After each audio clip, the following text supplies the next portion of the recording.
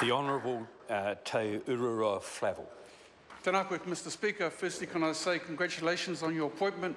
Even if you haven't made too many decisions already, I'm threatened to recall the Speaker to give you something to think about and test out you facing the things that you used to put in front of the House. But I do join with others in congratulating you on your appointment, and I think that you're going to do a fine job. But I feel sorry for Mr Tauhenare is no longer with us, because actually I think you're cut of the same cloth. That brings a certain edge to the House. I wish you well. Ka nui te mihi.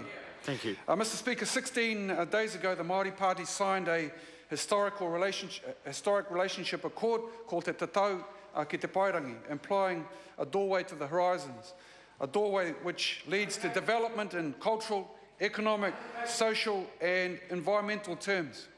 Mr Speaker, opportunities that every New Zealander should be entitled to, but opportunities, unfortunately, many don't actually see and are denied. The Māori Party has always been of the view that the most important goal for any public servant, any political party, is to kick in that door and to let the people come in. That's how we have always operated. So our single focus is the doorway to whānau well-being, the ultimate expression of tino rangatiratanga, that is to be self-determining, that for yourself and for your whānau, and that you can aspire to be all that you want to be.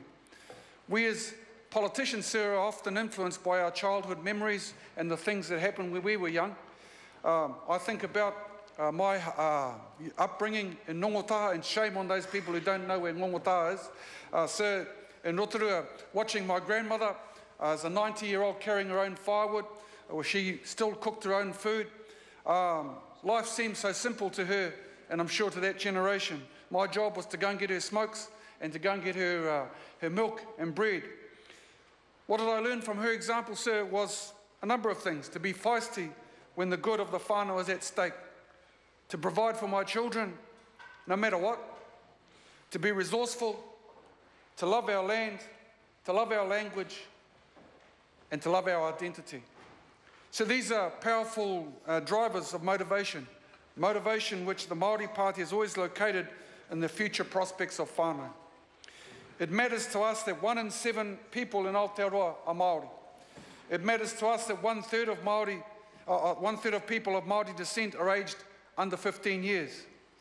In sheer numbers, 669,000 New Zealanders, 17.5%, whakapapa to a thriving, living culture, a culture infused with the value of kaupapa such as manaakitanga, generosity of spirit toward of one person to another, kotahitanga, a sense of unity, of purpose, of togetherness, kaitiakitanga, careful regard for our environment, to be guardians of our planet. Mr Speaker, Māori matter to the greater well-being and prosperity of this nation. And so when the Prime Minister invited the Māori Party into the relationship with the government, sir, we jumped at it. And I take this moment to mihi to him for the opportunity that is afforded to the Māori Party. It is with the greatest humility that I accepted the role as the new Minister for Māori Development, Minister for Whānau Ora, Associate Minister for Economic Development, and in doing so, I'm forever mindful of the legacy that's left behind by those that went ahead of me, the likes of whom I'll always aspire to be. The likes of Sir Apiranga Ngata, Maturata, Iriaka, Ratana, Peter Sharples, Tariana Tūria, the Honourable Winston Peters, now and again, Parekura Horomea, Tauhenare. So those honourable gentlemen and ladies who have graced this Parliament, I will endeavour to meet their standard, if not to go higher. So these are triple bottom lines that I've set myself in the future. Māori development running alongside of a dedicated policy approach to supporting families through whānau ora, while at the same time focusing on an economic platform. These things provide a strong base for moving through that doorway to our horizons. Mr Speaker, the Productivity Commission has just released an inquiry called Cut to the Chase, which focuses on the challenge of moving and achieving more effective and efficient social services. Currently, a large amount of public money, around $34 billion, goes into social services. So it's vital we do well with it. Whānau order is premised on the expectation that with the appropriate support in place, whānau can be self-managing and take responsibility for their own development. They can be the all-powerful drivers towards their own destiny.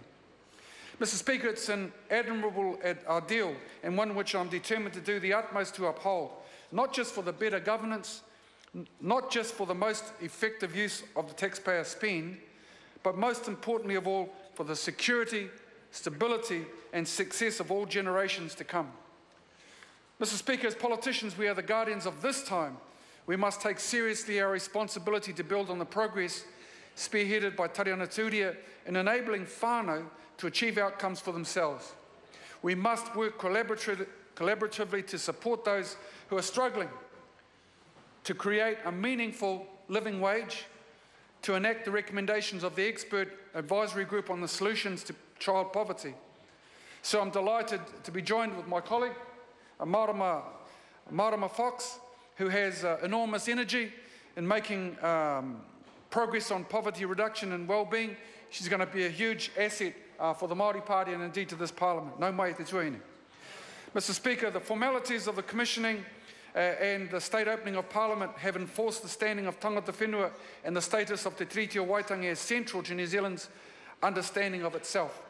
The Māori Party is proud of two particular ceremonies which have been able to add to the rich traditions that form the fabric of modern Parliament.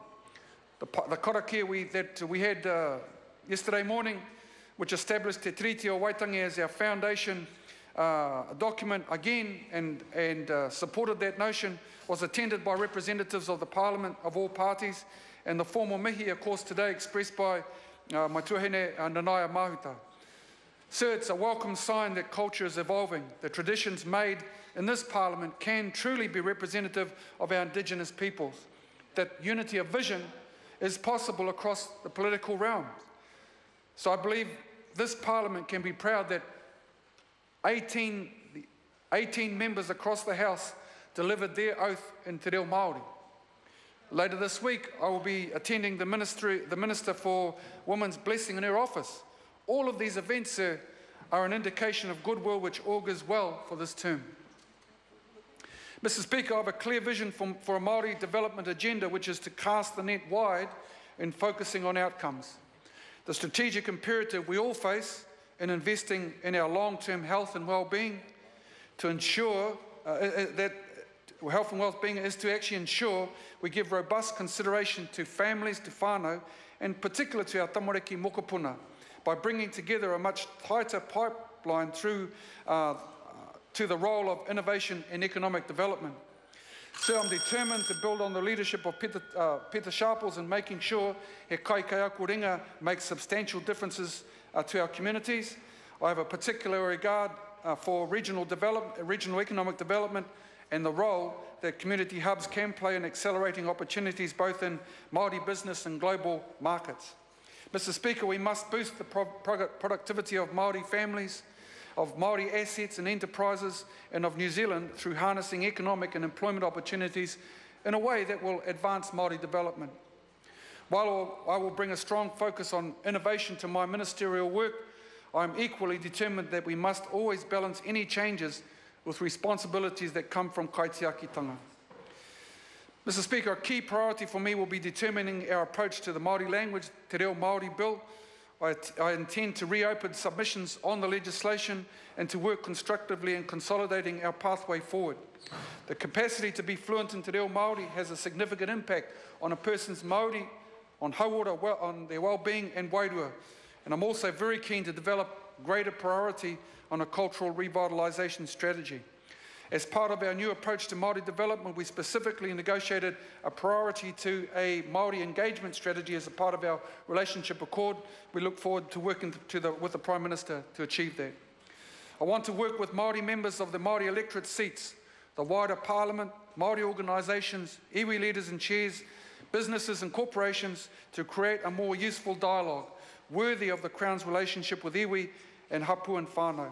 I will be convening an annual ministerial summit on the Māori economy to advance the Māori economic strategy. Mr. Speaker, I'm also determined that we uphold the momentum and the priority of some key strategic statements established by my predecessors, including a whole-of-government approach towards addressing family violence, he whare ahuru, he oranga tangata, the Māori housing strategy, he korowai aroha, the Māori health strategy. Sir, this year is going to be positive. I'm looking forward to working with you and other members of the Parliament, and look forward to the many times that we will have interaction in the best interest of te ao Māori. Tēnā koe. The Honourable Peter Dunn. Mr Speaker, may I at the outset congratulate you and your